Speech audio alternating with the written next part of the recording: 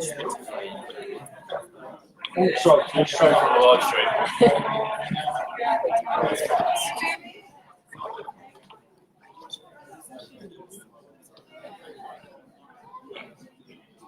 I mean, there's a live thing that.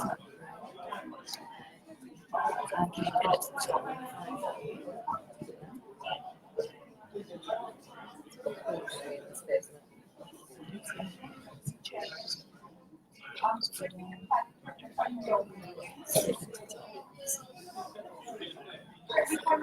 are you feeling, Emma?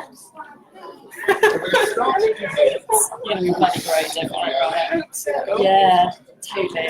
Everyone's friendly. I know, I will be as well. I keep thinking, like, I've been teaching a class of 4 and 5 girls, 30 of them. They are little rascals. Yes. And I was like, give me them, give me a special needs class, give me all of that. Yes. Terrifying. Give me one. I've got 3 watches. That's 4? Yes. Does that include, like, me and you?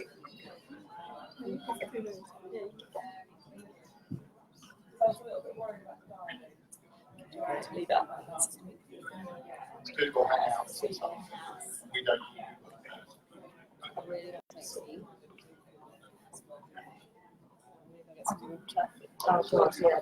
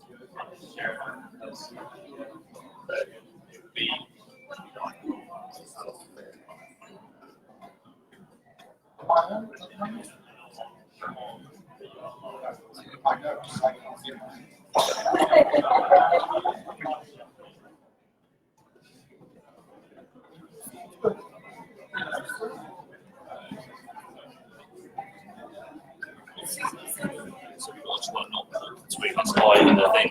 It's the live stream.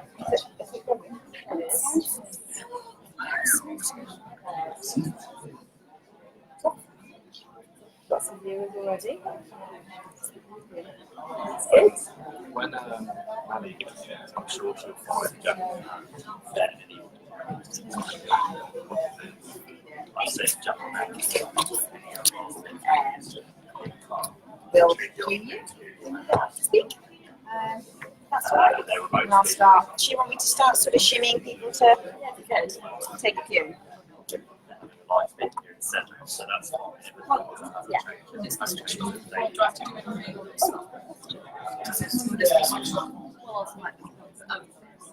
He'll know the answer to that, don't worry.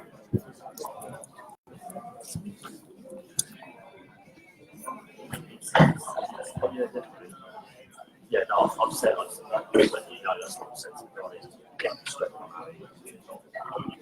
Not bracing, just be like, hey, thanks, please. Yeah,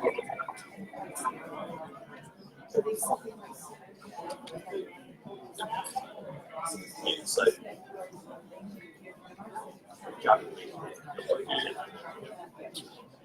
lovely. So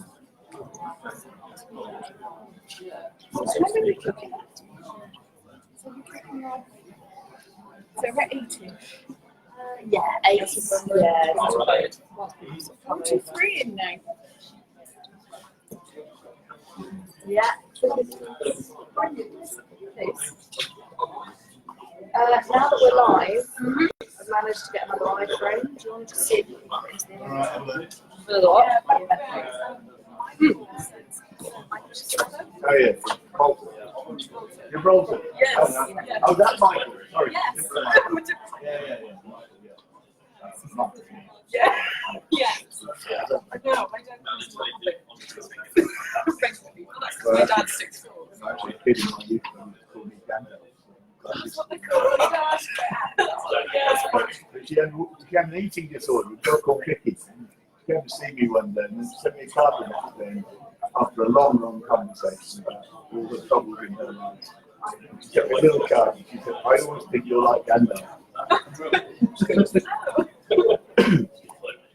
A long time ago. Oh, yeah. That's how it's Michael from me. Yeah. Thank you.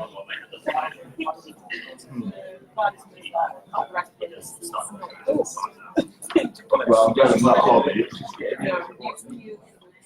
Elbow bagging.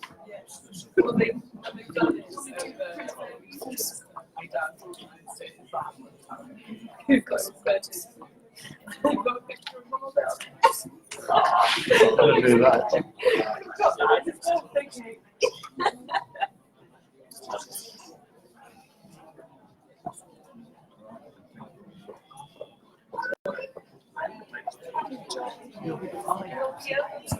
Yes, lovely. Just need to yes, whichever you. Layne, anything for you? Thank you. Yeah. Around to the voice of God, just to get. Yeah, go for it. Did you want to do it? No, if you happy to do it. Oh, you yeah, you see it. I don't want to go. No, hold on.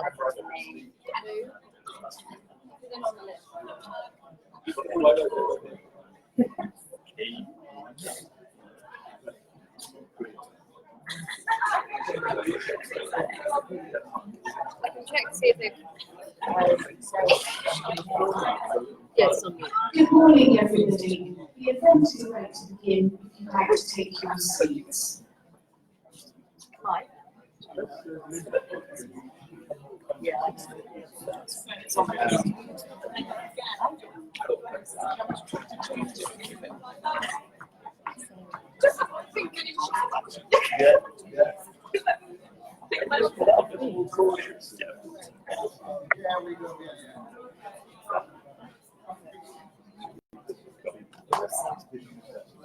Okay, share it.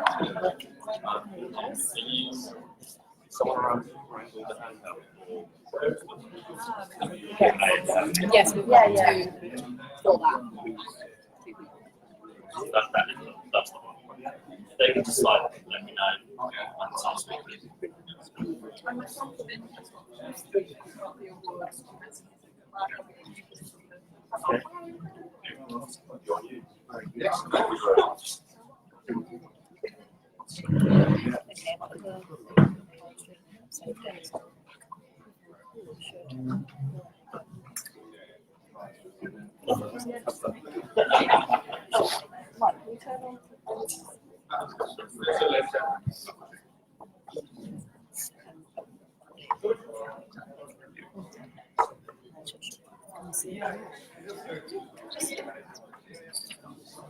I've not registered, so I'm registered.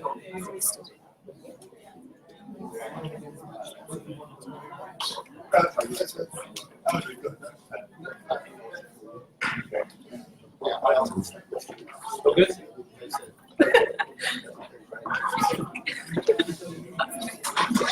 Yeah, exactly.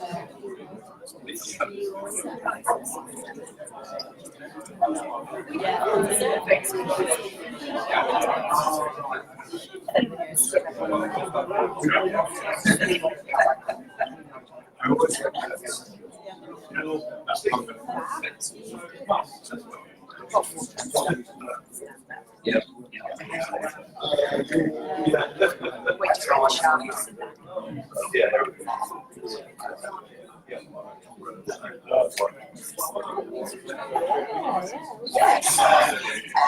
Michael, switch it on when you go up to the left.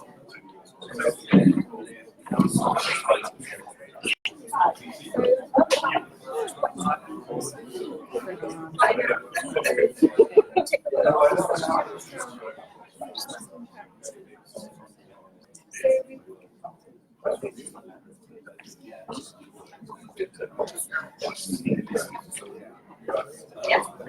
Okay. You good, honey? Yeah.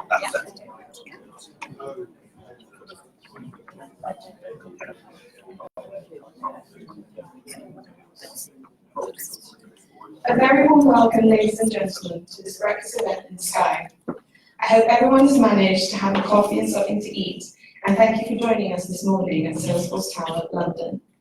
My name is Emma, and I'll be introducing the topic of today's discussion. I am a Gold Award holder from Gibraltar, currently undertaking a PGCE in early years at the University of the West of England in Bristol. I would like to take this opportunity to talk to you about some of the challenges facing my generation and future generations. There's no denying that the world of today is drastically changing. For those growing up within it, this creates both exciting opportunities and plenty of challenges. As digital natives, my generation has come of age in a time where access to the internet is readily available. We are light years ahead of previous generations in terms of being globally connected and hyper-aware of what is happening around the world in real time. Via apps on our phones, we can access information anywhere, anytime. We can virtually connect and communicate with one another in ways that weren't possible before. And we are the first generation to fully understand that we are part of a much bigger picture, an international picture. However, despite this unique window onto the world, we are burdened with a huge responsibility on our shoulders. These are turbulent times. We are inheriting a world in crisis. Climate change is wreaking havoc across many parts of the world. Fake news and disingenuous information campaigns are rife, and there is no longer such a thing as a job for life. Not to mention the undeniable fact that the digital revolution means that we live our private lives online and therefore under constant scrutiny. To help highlight in detail how some of these challenges are affecting future generations, I would like to introduce some fellow award holders from around the globe. Very welcome, Layne. Hi, my name is Layne, and I'm a Gold Award holder from Yongin in Korea. I would like to speak to you today on behalf of young people around the world, but also more specifically in the Asia-Pacific region. Our region is one of the most geographically diverse in the world, with generations like mine, facing a multitude of separate challenges, depending on who you are and where you're from. But whether you're from Afghanistan or Australia, Singapore, or the Solomon Islands, the demands on the next generation are varied and complex. What is more, it is becoming clearer that the way we see ourselves versus the way adults see us is often radically different. In 2018, the Duke of Edinburgh's International Award ran a series of global surveys. Access to the internet is readily available. To try and find out more about the way that both groups see the world and the future. Collectively, more than 12,000 people responded to these surveys. I would now like to introduce you to a fellow award holder from the Africa region to share some of the findings with you now. Hi everyone, my name is Edinburgh. I'm 27 years old. I'm a South African Gold Award holder. I live in Gibraltar in the Eastern Cape region. I'm currently working for the President as a program coordinator. As a listener, I'd like to share with you some of the findings from the recent global research as a contribution into the challenges that are facing humanity. When asked in a series of surveys about the way we see the world, both young people and older people said that they believe the journey into adulthood is more complicated than it was in the previous generation. In addition to this, both age groups agree that younger generations face more uncertainty in today's world than those who came came before us. However, despite the similarities of opinion, there are also many differences between the way young people and adults work. Digging a little deeper, the survey found many examples of my generation being described with negative labels such as lazy, selfish, addicted to technology, to name a few. What is more, 7 in 10 adults believe that young people are entitled. From the Eastern Hemisphere to the Western Hemisphere, millennials and Generation Z have been labeled as strawberry or snowflakes. Stereotypes used to describe our apparent lack of resilience and easily bruised self-esteem. There is a damaging term of done accurately of describing all my peers. We know that our generation can make a difference in the world, but with so much to navigate, what skills do we have to ensure we are ready to face the future opportunities and challenges head on? And how do we ensure we are good at these skills? Thank you very much. Hi, my name is Tashawn Calendar, and I'm currently a sub award holder from Rachel Barbados, and I'm in the process of completing the award. Around the world, new leaders are emerging, and young adults are achieving truly phenomenal things. We are making waves in every industry, from activism and entrepreneurship to technology and entertainment. People such as Layne and Greta Thunberg are now household names. As a collective group, we are often underestimated, but did you know that 8 in 10 of us feel that we can hold positions of power and influence in society? Another interesting statistic from the awards research found that 2/3 of 16 to 25-year-olds want to find a job which fulfills their passion, while 5 of us are driven by salary. We are undeniably a generation that wants to make a difference. When helping to answer some of the challenges facing young people like me, quality formal education can be more powerful when combined with other types of learning, non-formal education and learning. Leadership skills, time management, and collaboration should no longer be labeled soft skills, but instead should be recognized as the universal skills that we all need in order to succeed. There is no doubt that my generation is passionate, globally minded, and socially engaged, but we need your help putting these values into practice. I would now like to introduce our panelists for today's event as they address these issues along with some of their proposed solutions and actions.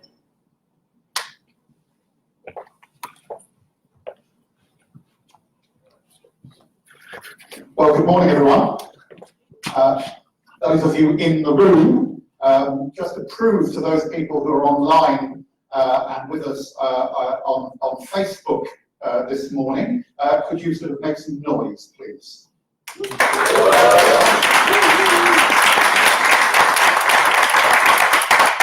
hello to those of you who are online and watching us on Facebook. It's 8:10 in the morning in London, and we're all really, really happy to be here at that time of morning. And thank you very much indeed to Salesforce.com for hosting us this morning and for the delicious breakfast that we've enjoyed as well. I'm really delighted to welcome a panel of people who are going to discuss a number of issues this morning regarding the challenges that young people face. They are generally a little older than the people that you've just seen on the video. So it'll be interesting to see whether there are differences in perspective there. I say generally older, because that's not entirely true. So just to introduce the panel, we have Emma, who is a bronze, silver and gold award holder and who introduced herself earlier. We have Charlotte. Oh, that's not Charlotte. Ah, that's Lee. Now, unfortunately, Lee's wife is not very well, and so he has been unable to join us today. We can just look at his face and smile, and then we'll move on. This is Charlotte. Charlotte Charlotte is the Vice President of Global Strategic Relations at Salesforce.org, our host today, and I think has a particular perspective in terms of what employers may be looking for in young people. Then next, we have Layne. Layne Robinson is Head of Social Policy Development at the Commonwealth, and has experience throughout a large number of countries, not just the Commonwealth, indeed, around the world. And then at the very end of the panel is Dr. Howard Williamson, who is Professor of European Youth Policy at the University of South Wales, and is also a trustee of the Duke of Edinburgh's International Award. So it's a real pleasure to have all of you with us today.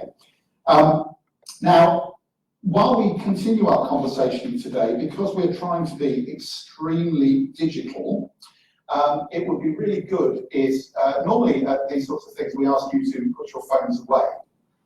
Today, we'd like you to take your phones out, please, and use them. We'd like you to use social media as much as you possibly can to tweet, I think that's the term. But if you're using Facebook, then you do whatever Facebook does, post, I guess. If you could use the hashtag #WorldReady, then that means that we'll be able to pick up what you're saying. What we're interested in are your reflections on what's being said here at the front, but also your views generally about the issues that are being faced. And the more that we see that happening, not just from around the world, those people who are looking in on us, but also those of you in this room, the better. So please do tweet and post away. And the team standing in the corner there are busy monitoring sites to be able to pass information on. I'm a little bit perturbed because they're meant to be passing information on to me using this, and I'm not technically competent. So we'll see how things go. Okay. Now, if you have questions that you would like to ask the panel at any point, please also do tweet those. We'll try, whether you're in the room or whether you're online, we'll try and answer as many as we possibly can, but obviously we won't be able to do all of them, but we'll have a go at following up after the session if we need to do so. I think we'll just move into our first questions. The views that were expressed by the young people who very kindly recorded video material for us in preparation for today, I think frame the conversation we're going to have. And I think I really want to start, Layne, with you, if I may, and just look at the overview of challenges facing young people today. Now, you're head of social policy at the Commonwealth. Obviously, there's no one-size-fits-all for such a diverse group of young people around the world, but what sort of challenges are you coming across as you come into conversation with young people? Thank you very much, John, and thank you for having me here this morning. And with us, also very correct that the challenges across the world are not unique. You know, as in the Commonwealth, we have different regions. In the Pacific countries, for example, there are challenges around identity. In Africa and the Caribbean, young people are facing challenges related to unemployment and getting involved in political affairs. In Europe, we hear from others, I'll reserve that one. But certainly in Asia, the young people there are also trying to find ways of getting into work. Overall, one of the big challenges we have affecting young people today is unemployment. It's by far one of the things that I hear every time I talk to young people. It's about that transition from school into work. Going through the education system, they are wondering, okay, we're getting all this information, where it's going to lead to. We're getting, hearing more and more from young people about issues around identity, mental health. So some of the issues that the young people raise in the survey are where we can validate and see that's true. From a technical standpoint, though, when I step back and look at the issue of the challenges facing young people, it is one that we in the Commonwealth refer to as an intergenerational inequity. which is simply for us meaning that for the first time we feel that the world that adults are leaving for young people, or older people are leaving for young people, is a world that is less than the world that we inherited. So this was climate change. For the first time, young people inherit a world that they will not experience some of the animals that generations before were able to see. You go into Africa, some of those animals that people love to talk about, they will not have them for the future. And that inequity continues into spaces like employment. For the first time again, young people will be leaving school, many of them will never own a home or have the types of economic empowerment that adults in the past have expected to have. So this intergenerational inequity is what we see now playing out, and which is why we see so many young people now rising up, even young children in school saying, we have to do something about it. And so you have this glaring response now from young people who are now, it's dawning on them, I'm getting a bad world. I want to get a world that is not the kind of world that I would like to see, despite all these positives. The challenges that I will face going through my life into adulthood, into old age, will be challenges that generations before have never really had. And so that's one of the things that we're looking at as how do we then correct that imbalance and bring young people more into the conversation with those who can make decisions about climate change, and these other matters. So I think for us, technically, that's how we stand, and we're happy to hear how others see it. But for us, that's one of the things that we think going forward is some of the questions we'd like to hear discussed in this meeting. Thank you. Howard, Layne just mentioned that you have a world perspective, but perhaps a particular expertise in terms of Europe. How does the nature of young people and the challenges that they face, how are they facing you at the moment? Well, I also have a local perspective, and of course that's where you pick up most of your knowledge. And I think, when I was asked to contribute to this, I thought that young people face a load of challenges from a very personal level, body image and social media, right through to the global questions that Layne has just referred to. But Emma's opening remarks about young people have never had it so good, and but they've also never had it so bad. I mean, they are the most connected, the most technologically competent, and the most educated generation that's ever existed.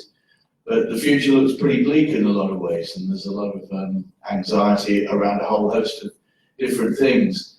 What might be useful for me to say is that the European institutions, firstly the European Union, that I can still mention, I hope,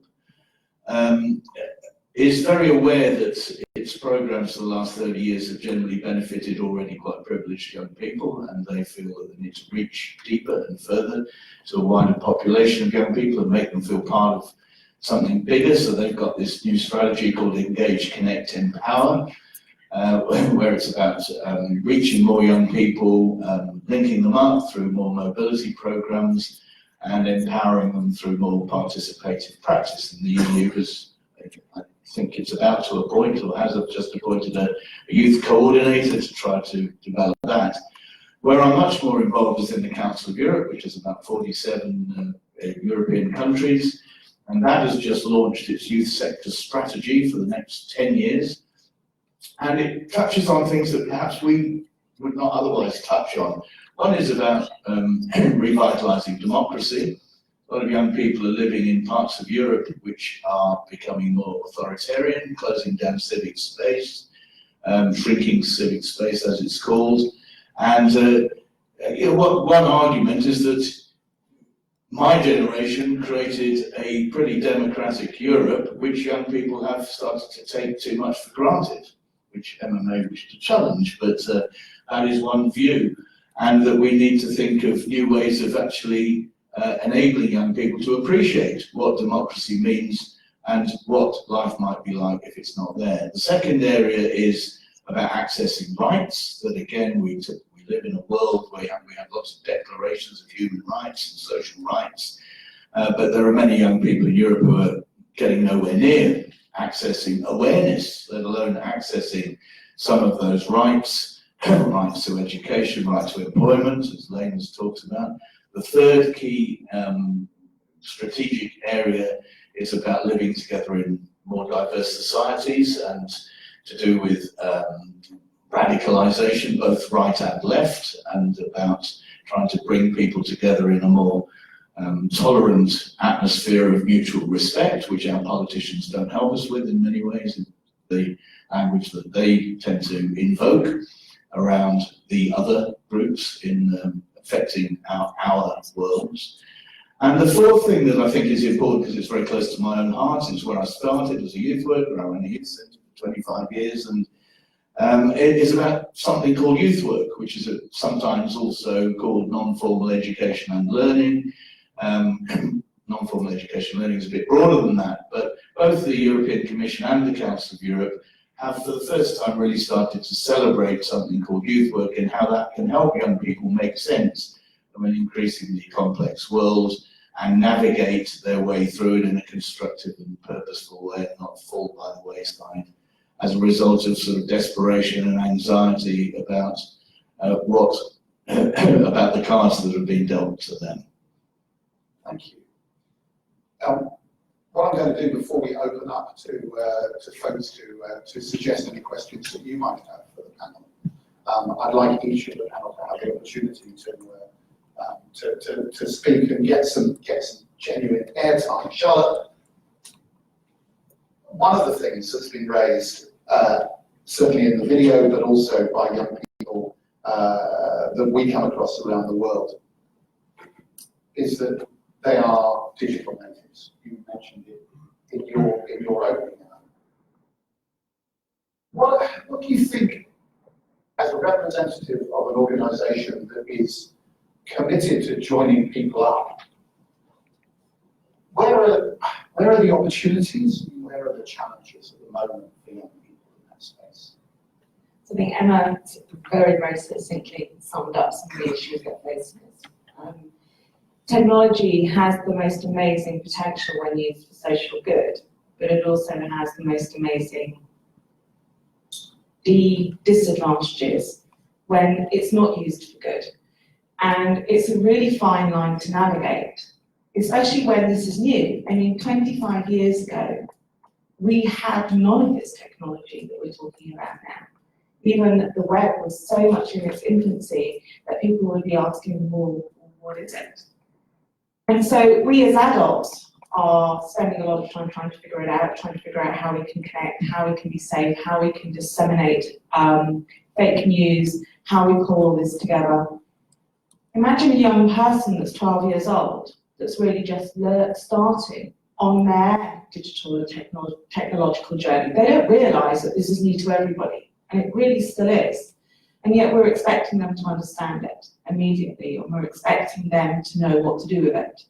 And that can be incredibly isolating for a young person that doesn't realise, and I'm talking from 12 and younger, the foundational years, that this is not normal to be, for example, bullied on social media, to have no place that you can feel safe in. And we're starting to see this more and more and more, even at primary school levels. And that then affects the way that a young person is looking at how they communicate and how they coordinate for the rest of their lives. And I think that Emma's generation is a generation that's really had to grapple with this on their own, because I think that our generation didn't necessarily give some of the thoughts when we were creating all of this incredible technology to how it was going to be used by the young generations. But the great thing is that they are now, and we're really starting to see communication companies, technology companies, trying to figure out how they self-regulate. So for example, within Salesforce, we have an Office of Ethical and Humane Use. And this is one of the things that we're trying to encourage many companies to have. To say, look, you need to understand how people are using your product and what the impact that it has is. We're also really starting to see young people understand this issue as well, as Emma's highlighted. And really interestingly enough, in the US, there's just been a report released into Gen Z, and it's 47% of young Americans are trying to stay off social media and stay off technology for over an hour a day. But also really interestingly, 48% said that they want to actually stay off for longer, and they need to figure out how to do that in a connected world. So we're starting to see a little bit of a shift as people are really understanding it. Stay off for an hour. Yes. So as somebody, Deconnect.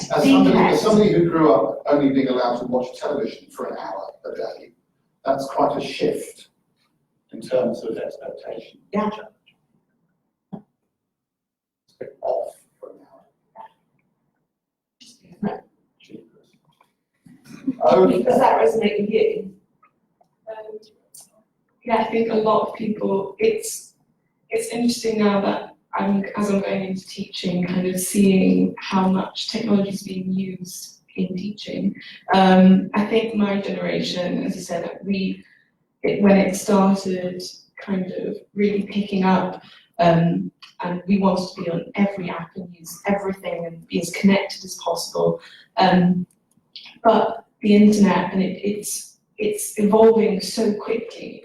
Like the children in year 1 and year 2, they're learning coding, and so now we have to start learning coding, and it's crazy. It's really, as I said, it's just changing so quickly. So my generation, we're now kind of understanding, I think, the challenges and the damage that social media can do, whereas the children now in school are expected to know even more than we do, and they're starting to kind of keep up with it at such a young age. And it's, how do you make sure it's safe and, you know, we use it for good and not just to kind of,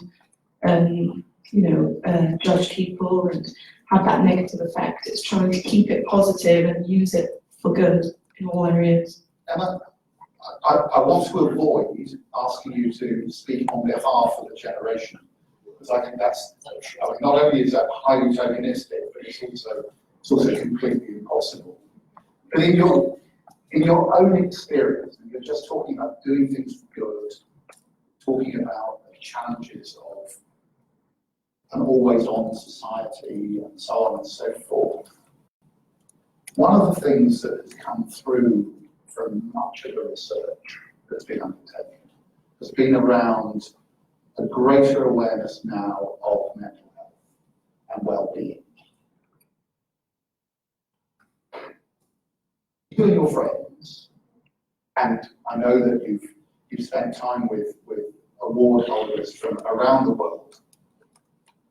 Do you sense that there is a more worried generation coming through than perhaps mine was? Most definitely. From conversations I've had with just friends and to other award holders, I think mental health is being brought up a lot more. It's being spoken about, which is really good. But I don't think the older generation, not saying all, but sometimes grasp that. So there's a lot more pressure now. As I'm finding, I'll be applying for jobs and I haven't finished my studies yet, and you have to really be on it. And it's so different everywhere. So I can't speak for everyone, but I know for myself and my friends, it's almost, you're under that constant pressure to make sure you are doing the certain steps are expected of you, but then you have to make sure you aren't putting too much pressure on yourself, even though that pressure is being put on you. And then you have to try to handle and understand your own mental health issues and make sure you can find that support, but do you have the time, and are you aware of where you can find that support?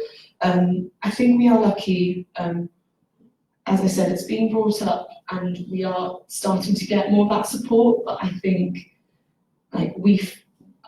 personally, I think a lot more can be done, because sometimes it can be, oh well, it's a rough patch and it will all be okay eventually, but you need to kind of have the attitude of, well, if something's not right now, is there something we can do about it? How can kind of come together and support one another to make sure that we get through whatever it is you're going through.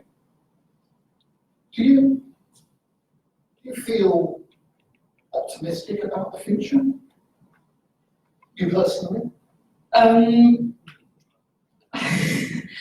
I want to say yes. I hope I can't say I'm not optimistic. I can't say I'm like, yes, I know for a fact things are going to be absolutely amazing, no worries, because, you know, I worry about different things every day. But I think, as mentioned earlier, there's so much happening, climate change and pressures of the outside world and technology. I think, me personally, I'm almost like 50-50. I do hope that it will get better, but what I'm seeing right now, it's not giving me the highest levels of hope at the moment. Well, I just want to, I think you're right to say that don't put the pressure on Emma to speak for the whole generation. And you know, one of the most boring but so important things to say is that young people are not homogenous. And you asked Emma about, does she feel optimistic or pessimistic? One of the bizarre things in my life is that the more brilliant the young people are that I speak to, the more pessimistic they have become. And the less brilliant young people, I mean, I coach a football team of sort of, you know, very ordinary kids and have been excluded from school. They're pretty kind of blasé, you know, the world, it'll sort itself out. Their reference points tend to be people worse off than themselves. They're much more optimistic about the future. I'll go to college, I'll get a job, I'll get something. Whereas your generation and your educated generation tend to think, if only I'd been born 10 years younger, I've got much more qualifications than you have, but I can't get a regular job. So optimism and pessimism tends to operate in reverse order to the actual sort of objective facts of opportunity. So I think we have to be a little careful about all of that stuff. We are talking about lots of very different groups of young people with different kinds of perspectives on the world in which we live. And most of the lads in my football team don't ever talk about the climate crisis. You know, the most important thing is what's going to happen on the weekend with their mates. That question of homogenous groups is always a very dangerous one to fit into. So we must avoid making generalizations, certainly. I want to shift in a moment into discussing the nature of employability and employment and self-employment around the world. But before I do, I'm just wondering if within the room or online, whether there are any views or questions around this issue of optimism and pessimism for the future. Yes, we've got we'll bring a microphone to you. And if you could just introduce yourself as well, that would be terrific. Huda Nassar, Director for the Middle East at Awareness Foundation. I'm originally from Syria. I'm Syrian British.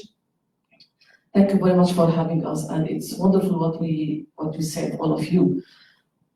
But because we work in Syria and Iraq, the huge challenge for young people is war, and nobody talks about war. Technology is fine, and you are talking from Western perspective.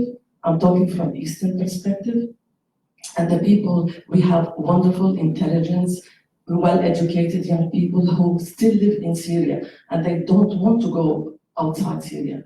How can we give them hope? So we are trying at the foundation with a program, Ambassador for Peace, to train them to be peacemakers. So war is a big challenge for young people in the Middle East. How can we help them? Thank you. Layne, I'll give you warning that I'd really like your reflection on that in just a moment. But do we have any other points being made from the floor? Yeah. I'm Jason Arthur from the I Will campaign. The reference to intergenerational inequality that Layne referred to, I think, is very important. And I think a key aspect of that is power. So the fact that decisions are being made by people about what's happening today and in the future, that young people have no sense of control or ability to influence, I think is critical. And so I guess my question is, to what extent can we meaningfully support young people to influence those decisions, get them in the room in some way to help shape those decisions, and then be able to take a positive action to address the challenges that those decisions are seeking to address? And then also any reflections from the panelists about the extent to which your organisation meaningfully supports youth voice. So not just the odd workshop, but in a sustained way enables young people to shape how your organisation thinks and acts.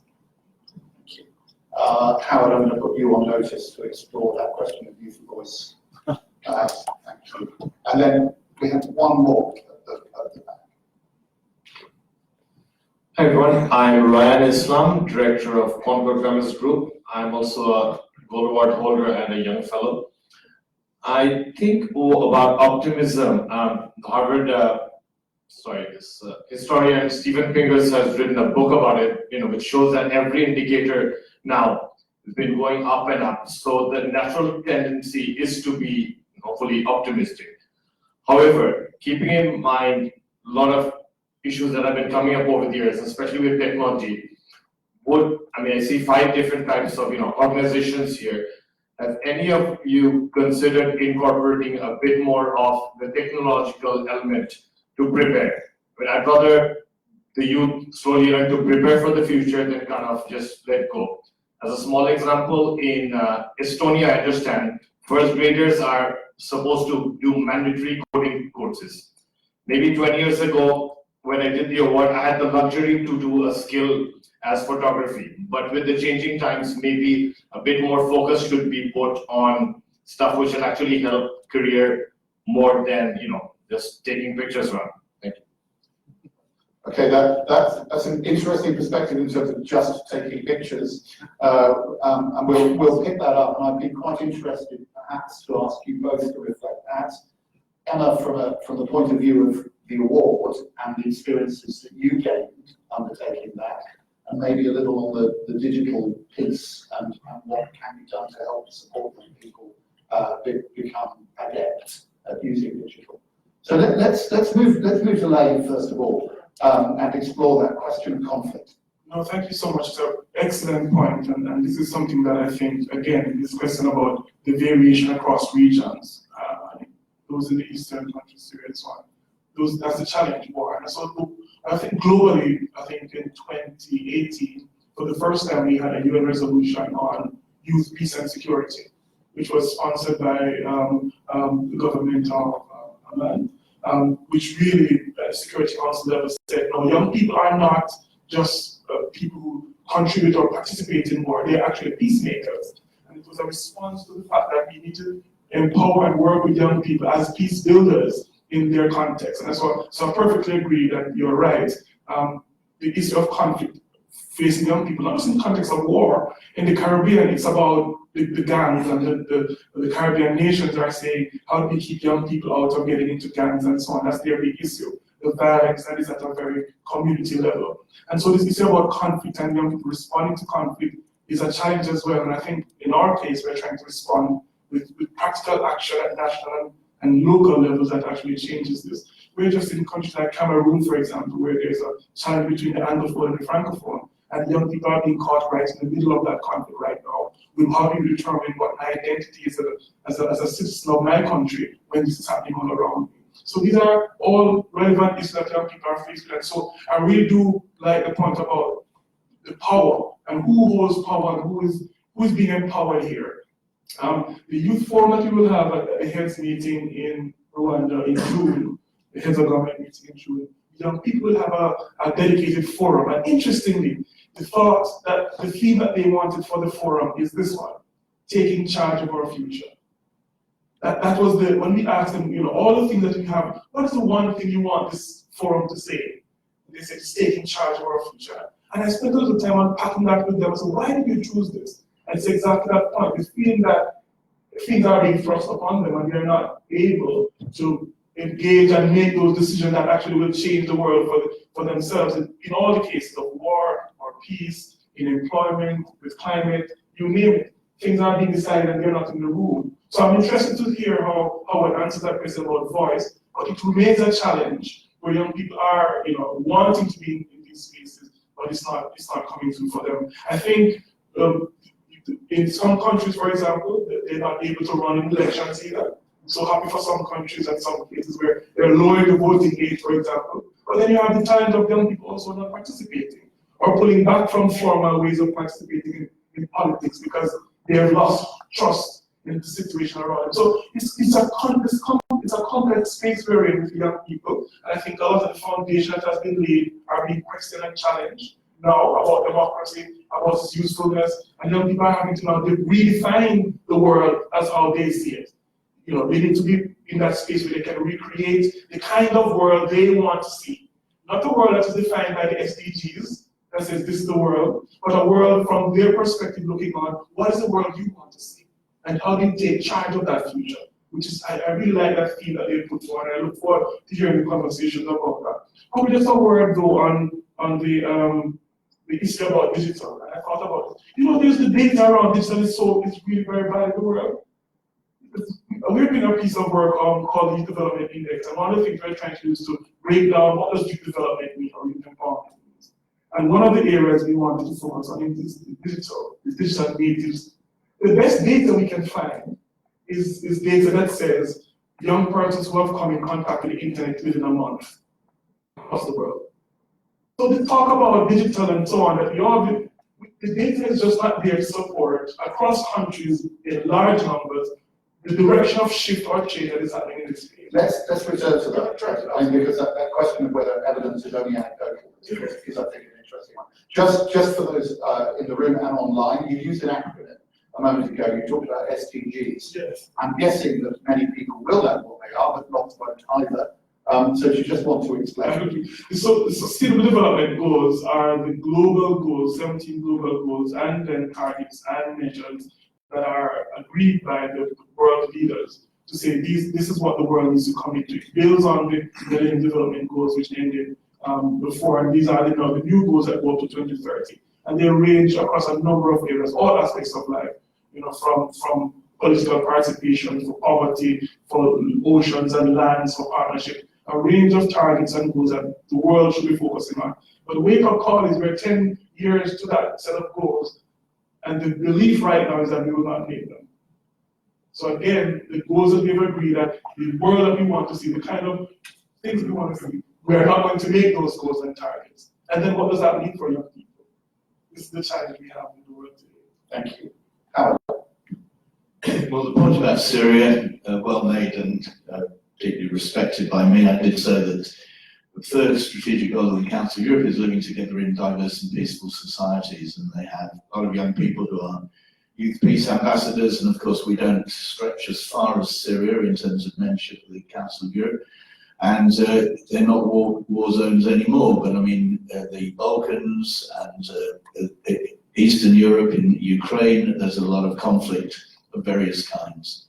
So it really, I did not mention the word war, you're quite right, and should have done. But it's about conflict of all kinds, and it's particularly pronounced, obviously, in your country. The point about participation, I sometimes do a lecture called I'm Fed Up with Youth Participation, and slide number 5 says, no, not really. Because it's become a rather sort of pat phrase. It's all premised around Article 12 of the United Nations Convention on the Rights of the Child, the right of young people to speak on issues that affect their lives. And of course that's very important, but it's become sort of corrupted and distorted and twisted and interpreted in many different ways. I have many arguments with my friends on the European Youth Forum who believe that they are the voice of young people in Europe because they are the democratic voice of young people in Europe. But I have never spotted, and I say this very publicly to them, and I've written about it, I've never spotted them speaking on behalf of young people in custody, young people with disabilities, young people from the public care systems. Most of their pronouncements are about better quality internships. And I say that the thousands of young people I worked with when I was a youth worker, probably most of them didn't even know what the word internship meant. It wasn't a meaningful word in their lives. So I've argued always for categorical participation as well, that if we're talking about disability, let's talk to young people with disabilities to discover, you know, the pavements, the built design of things that we do to improve access. Let's ensure that we're talking to the right young people about the issues. Now that's difficult for us to determine because then that seems very patronising. So as Layne's pointed out, the complexity of this particular challenge. And I know about the I Will campaign and Step Up to Serve and so on and so forth, about promoting volunteering in British society. But once again, I've said that, you know, for young people who are facing a pretty tough time of things, asking them to volunteer is tantamount to asking them to work for nothing. And we know that it's a good thing, but they think it's taking the piss. So, you know, yeah, well, it's not a technical term to them. That's exactly the words that they would use. And so again, you know, we know that volunteering is a great idea, but it's not. It's an idea that needs to be fought for and battled for with certain groups of young people. Equally, those are the very young people who it's much more difficult to engage in platforms for discussion and to consult about their perspectives on the world. So it's much harder work to do, and we shy away from doing that hard work. And then we get the kind of usual suspects, whether that's the usual suspects like me sitting on panels like this, or whether it's the usual suspects like certain kinds of young people who become almost professional consultees on our agendas. So, you know, I think it's an unresolved issue about what exactly is youth participation. It's, you know, as I say in that provocation, not presentation, that provocation, it's about who, what, why, when, how, and where. And it's when do we consult? Who do we consult? What do we consult on? What are we going to do about the words that they speak? They're not the only voice in the room, but they are a critical voice. If we're trying to design together, co-produce certain kinds of opportunities and experiences and initiatives with and for them.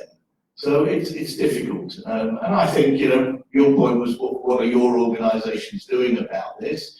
I certainly, as a trustee of the Duke of Edinburgh International Award, John will vouch for me, I hope, on this one, I do make the point that we need to think and keep thinking about how we engage young people, because we do it rather differently from many youth organisations. And we are subject to criticism because of the way we do it, but also we do it in a way that really does give real opportunities to those young people who are involved in our consultative processes. I was in Africa exactly a year ago at the African Youth Commission. You know, it's for 200 dynamic young black Africans, and there was one boring middle-aged white European in the audience. That was me, and I was the only white person. And the slogan, the strapline was "You're not too young to lead." And these were young entrepreneurs, young NGO activists, human rights activists, campaigning against trafficking in women. It was in Banjul in the Gambia. It was one of the most stimulating things. I just sat and watched and listened. And I thought, yeah, you know, this is what needs to be kind of bottled and harnessed, this kind of energy and understanding and advocacy for certain kinds of things that would make a better world. So I don't know whether that tackles your question, but that's where I sit on that one. Your question about digital, very quickly, I mean, you gave the example of Estonia, and Estonia is always a tricky example. Estonia is the most wonderful country, despite its rather right-wing government at the moment. But you know, 1.2 million people, e-democracy, everything. I'll tell you a story about Estonia. In 1996, the famous Russian or Soviet youth researcher Yuri Sarnit, who's dead now, but Yuri said to me in Budapest in 1996, one thing we're going to do in Estonia is have a computer in every school within 1 year. And they did. And by 1997, Estonia had a computer in every school. John talked about turn your phones on for this event. The very first thing I ever went to was something called Youth in the City in Tallinn in 2008. And that was the first time I ever heard turn your phones on, put them on silent and text questions to the speakers. Estonia is very, very advanced about this, but it's also struggling and suffering because everything is technological. And for me, the challenge in sort of youth policy is how you bridge the technological world and other worlds that we live in. We do live in other worlds. How do we convert the virtual character that you've formed on social media playing Minecraft or I don't know, some other computer games, and how do you bring that into, you know, the other worlds that you occupy?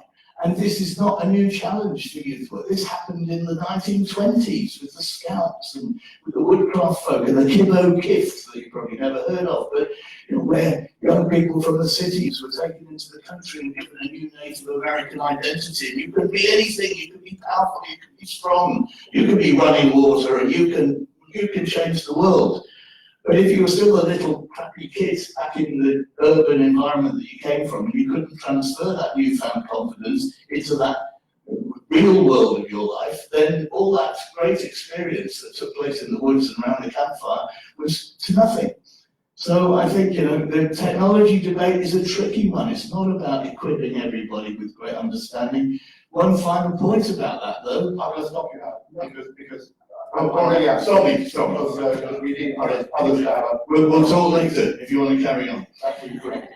Charlotte, I asked you to have a think about that digital question, and you now can't remember the question. But I think what I'd be interested to explore is, how are we helping young people to use technology in a way that is positive? And you talked about the challenges earlier. What are the positives of being online and being connected? So we are actually seeing quite a lot of positives, which is nice. And just on the youth voice question, I think it was really interesting this year, for the very first time, the World Economic Forum invited youth from all around the world to join and participate. And they had them on panels, in sessions, and they had their own specific sessions as well. The only issue with that is that it's the same voices every single time. It's the Gretas, it's the Malas, it's the same people. And so one of the questions that we get asked an awful lot with all of the young people that we work with globally around the world is, that's lovely. I love hearing what Greta has to say. But how do I, Joe from Minnesota, John from wherever, how do I get my voice heard? How do I make my own individual contribution? We heard about the SDGs, and the number of people that are harnessing the power of the SDGs, but then they're saying, okay, well, how do I make my contribution, and how do I actually record that contribution? So it's, how do I get my opportunity to make a change in the world? How do I get my voice heard? And I think people are starting to listen to young people asking those questions and starting to create methodologies for them to participate, whether it's becoming a citizen scientist. And you can now go online and have a whole course in how you can go into your back garden and how you can start to record measurements and create impact from your local community, and you can register that online with science forums from all around the world. And actually this is one of the key ways that we're trying to drive young people to become involved, because if we can get them to be measuring impact in the environment, we start to get access to information that we've never had before. That in turn harnesses the potential and the power of the young person using digital, and it enables them to feel as though they're using digital for some social good. And so it's thinking through from end to end, how does a young person engage, and how does that enable a young person's voice to be heard, but also how does that enable them to feel as though they're contributing. And one of the areas that I'm really seeing as encouraging is that, schools, education, they're picking this up, and they're realizing that the current curriculum that's deeply rooted in the 1950s has to change for the 21st century. And one of the curriculums that I especially love at the moment is the Swiss curriculum that's just actually coming into play, something called Layne and that is, they're teaching every child technology in the school, but they're not doing it as a technology lesson. They're actually changing their lesson planning to show young people how to use digital. So your history lesson now incorporates the use of technology, incorporates the use of research online, and incorporates how you use the technology in your day-to-day life. Mathematics is now, how do I use, not how do I go on and fill things into a spreadsheet, but how actually do I use all the tools online? And that's actually a new curriculum that's been introduced this year. And it's all about how do I use everything in my day-to-day life, not you've got digital over there and then you've got school over there, and they're two different things because they're not anymore. They're the same thing. Absolutely. And I think one of our mantras within the world of youth work generally, but the awards specifically, is that not all learning goes on in the classroom. And that increasingly there's a blurring of lines between the techniques that are used by teachers and those that are used by those working in what we would describe as non-formal education and learning. So if I turn to you, Emma, and ask you partly to reflect on the point that was made around, so should it be coding or should it be just taking photographs? If you think about your own experience as you did your Duke of Edinburgh's International Award, what were the skills that you were gaining? How were you learning from the experiences that you were getting? And to tackle that question specifically, would you have been wanting to do vocational skills, like coding, or something that helped you to develop a wider experience? And it may be that there's no right answer to that, of course. So when I was doing my award, I think it was, the emphasis was on putting your phone away. So anytime you went on a camp, all phones in the bag, you'll see them at the end of the camp, apart from one emergency phone, of course. But yeah, I think when I was doing my award, it was just before loads of these various social media apps got very popular. So I think it was only Facebook and we could live without it for a few days. And like I said, I think the award emphasised on for you to try and do a variety of activities that didn't just focus on one thing. So my skill at every level was something different, and it wasn't technological. We were almost asked to, it's not like they went out of the way to say, don't do anything involving technology, but I don't think it was viewed as something that we needed to use or learn about. So it was do something that you might have never thought to do before and expand your horizon. So there wasn't an emphasis on using technology at all. And just putting the point that you made, cross-curricular teaching, that's a massive thing that's going on at the moment, but sometimes a lot of subjects, if you're combining subjects, it's important to not have it as just an add-on, like you're saying, using it,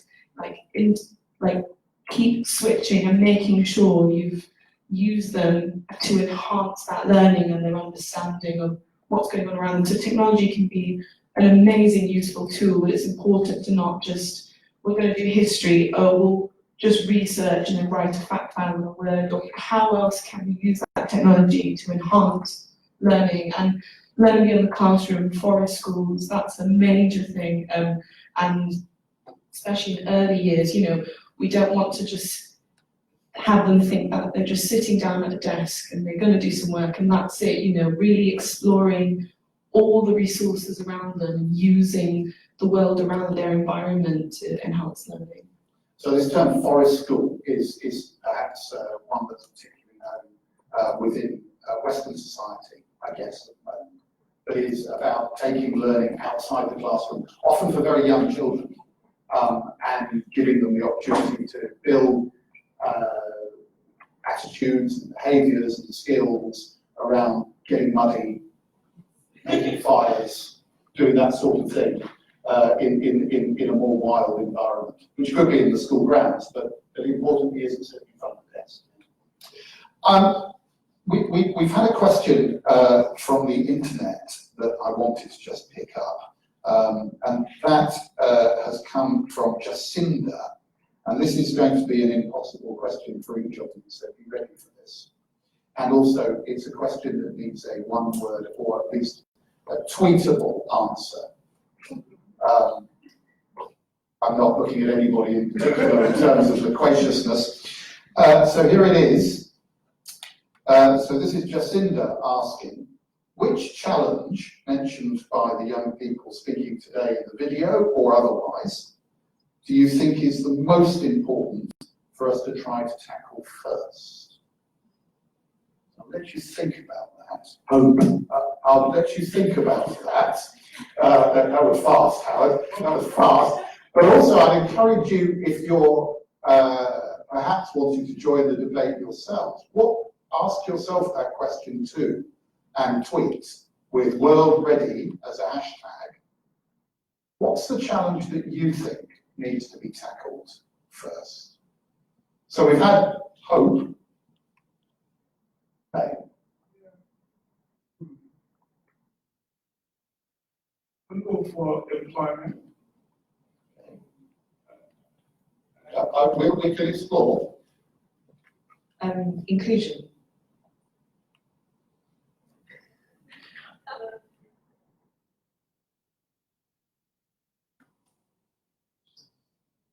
You can have more than one word. It's such a broad term, but mental health, diversity, but Okay. So, without wanting to put your words in your mouth, well-being? Yeah. All right. Let's pick those up then, and recognising that we've got about 10 minutes to do so. Let's pick up that question of employment. I'm saying this one because I think because employment is linked to so many things, backward and forward linkages. It deals with all. If somebody's employed or in gain for decent work, they're feeling employed. It doesn't have to be work at this, money in their hand.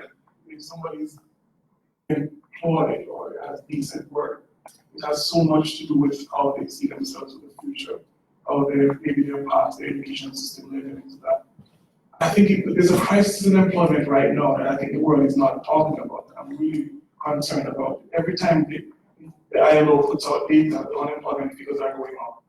But on the other hand, I'm not seeing the kind of crisis talks I see for the virus, to be fair. People shutting down and saying, let's have a conversation about why are we having this unemployment getting out of control? And every single country I go to, bar none, is having this as the number one agenda. Every single country, and especially government leaders. This is the first. I got letters from government to say, we're trying everything that's in the arsenal. We're trying a startup fund. We're trying unemployment. None of it is working. So I'm putting that one as the one, and I think if we have a conversation, I'm very fortunate to be in the position that we're in. We're going to have a conversation with finance ministers in October about this. Ministers of Finance will meet to the wings of the World Bank meeting later this year in Washington, and we have been fortunate to put this thing on the agenda for the first time. And we were discussing just last week, how we're going to approach this. And one of the things we were clear about was the scale of the problem we had to make that case very clear. That this is a problem that is now affecting everybody. All classes, whether they're, just the guy on the football pitch or the ones coming out of colleges, everybody is now concerned about this.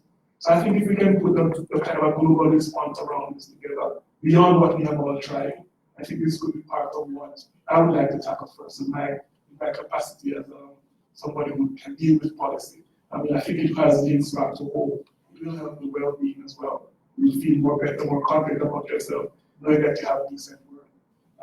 So I'll put that one as my justification. Certainly one of the conversations that I hear a great deal, particularly when I'm traveling in sub-Saharan Africa, is a frustration that when we talk about employment, often we limit ourselves only to conversations about being employed by another person, and that we don't focus on self-employment and the ability to be enterprising and to engage and take action for oneself. And I guess there are issues around the experiences that young people have as they grow up that help them to develop the skills and the behaviours and attitudes that they need to be able to undertake that. Inclusion.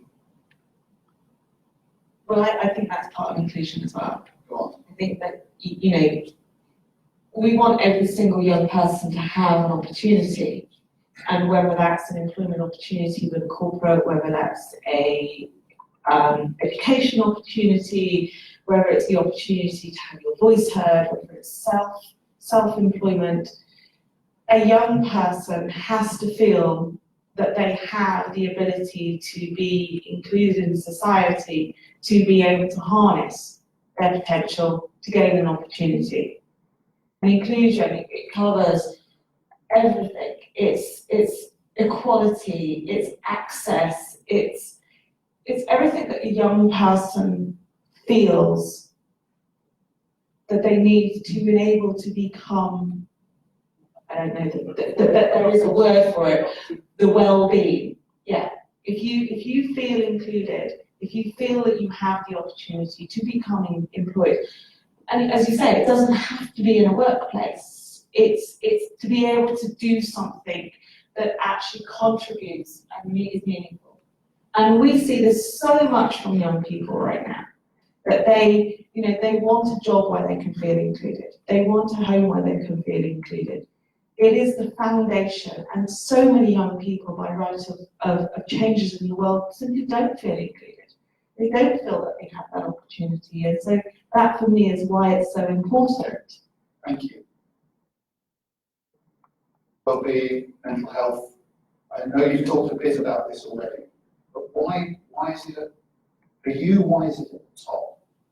I think it's important because if your well-being, you've got a positive well-being, and you feel like you're being supported, you're going to be more motivated to want to do better, search for better opportunities. When it comes to employment, things can get really tough. So if you don't have that well-being, you don't have that support around you, you lose motivation. Like if you don't feel you're being heard, you're just like, well, the self-esteem and your confidence, if that's been shot, it takes a lot to build it back up. And I think in today's society, personally, having spoken to others, so I think at the core, if you have a positive look at yourself, and realistic things will be hard, but you have that support around you and the understanding that you can connect with other people and be heard, I think then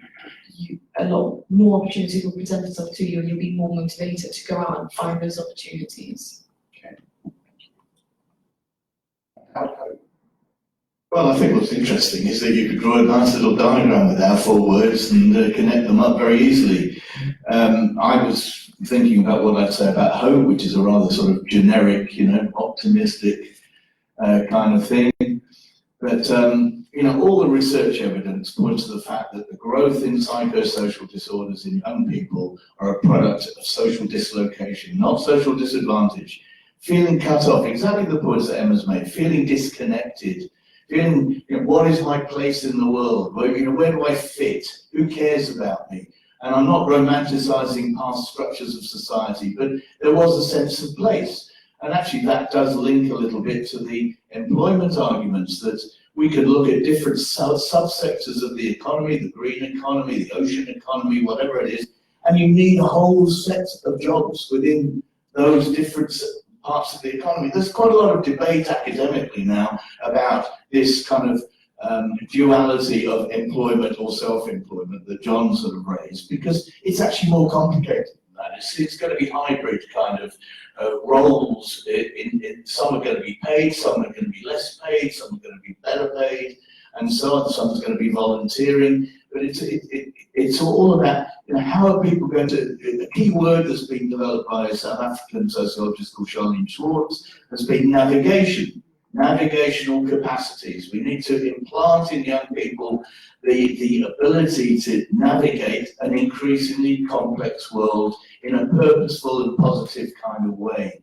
Rather than falling to the wayside, giving up, losing hope, I mean, I think, you know, I've given a lot of speeches. I've worked all my life around the social inclusion agenda. I've worked with young offenders and drug takers and homeless kids and kids on the wrong side of the tracks. And the great tragedy is how, certainly in British society, one of the richest societies in the whole world, how have we somehow consigned such a significant minority of young people to such a pessimistic position in their lives, when they should be full of optimism at the age of 16, 17, 18, and a bit more. And just one other thing that I want to say, because this thing about forest schools, there's also, you know, in other parts of the world, it's not about taking kids into the woods and learning, it's actually taking the classroom onto the street.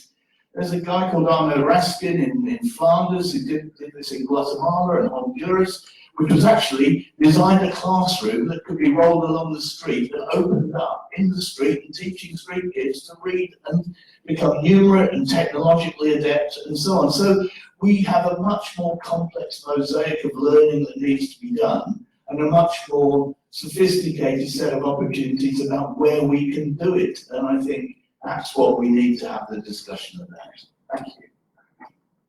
Look, we've literally opened the can today. And there are an awful lot of worms that could be explored, and it's nearly 9:15, and time for us pretty much to close. I want to finish with a look towards action and what action we might take. I'm going to ask the panel very briefly just to think about one action that they think they might wish to take as a result of the conversation we've heard today. It might be something you've already planned, or it might be something that you have thought about as a result of the discussion we've had. But I also encourage you to do the same. And again, to use your phones to actually place on social media a commitment that you might be making in order to support the agenda that we've been discussing today. And if you could do that with #WorldReady, and we can begin to place that as well. And this kind of fits with a question that's come from the internet as well. So we're going to close with your closing thoughts in literally one moment. But Tom from via Facebook asked, how do we start aligning these different educational organisations in the way they approach learning beyond the classroom? So many just spend their time highlighting themselves and their work rather than looking at how they can achieve strength in numbers and unifying in their approach to youth development. Which is quite a challenge, I think, to those of us who lead organisations around the world. So my commitment is about working with my colleagues in the sector to look at how we can combine in our efforts to be able to have even greater impact than we have individually. Let me turn to each of you. I'm going to come to you last, Emma, all right, because I'd like the last word to come from you. Now I'm going to go to you. So I'm going to move along the line. What's the action that you think you should be taking? Harold?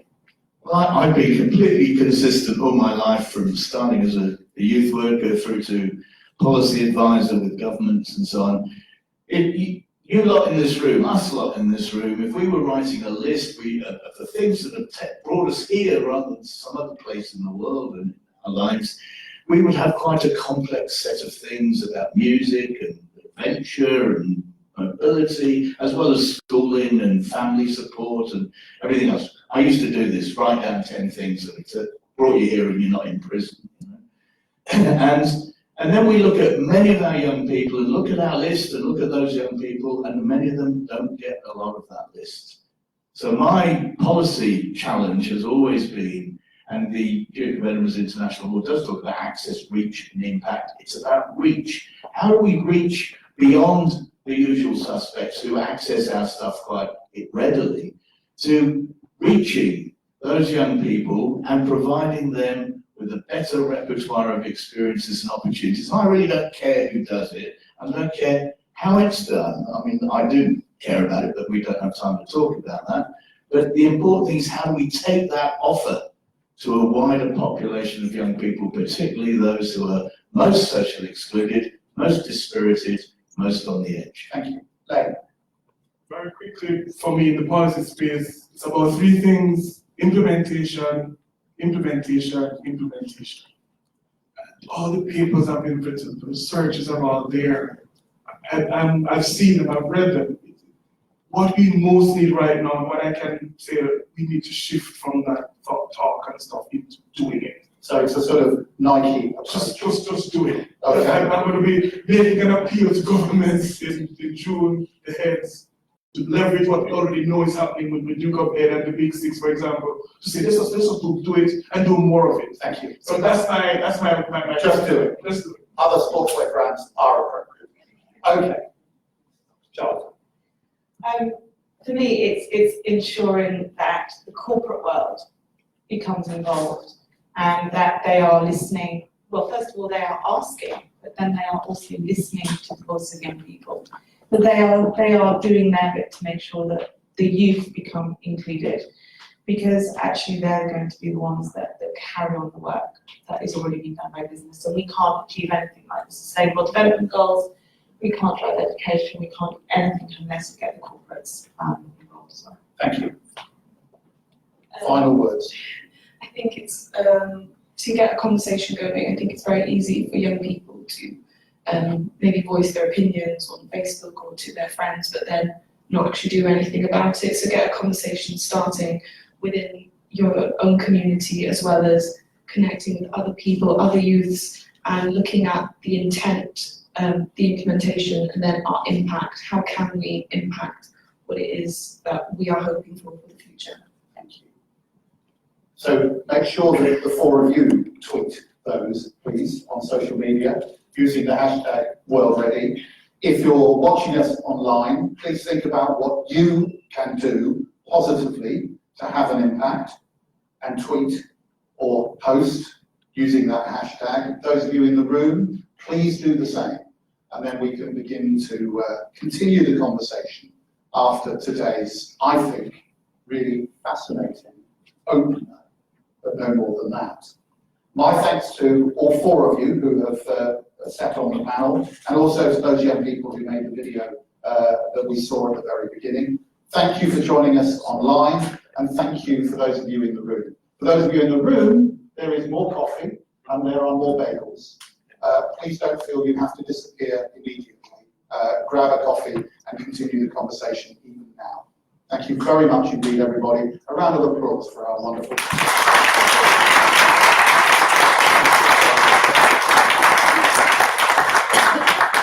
Have a very good day in this time zone. Good night in the other one. And gosh, you're up early in the third one. Thank you.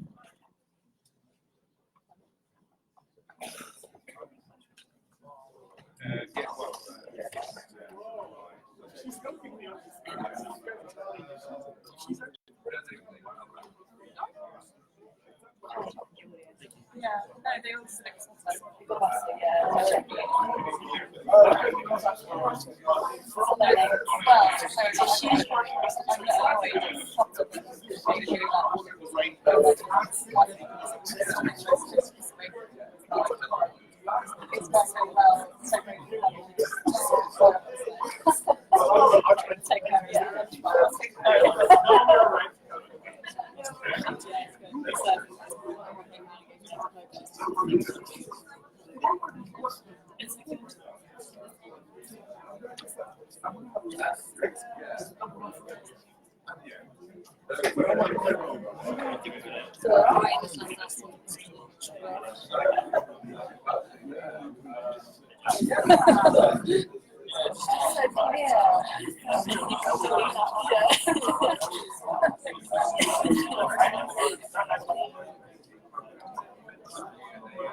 Yeah.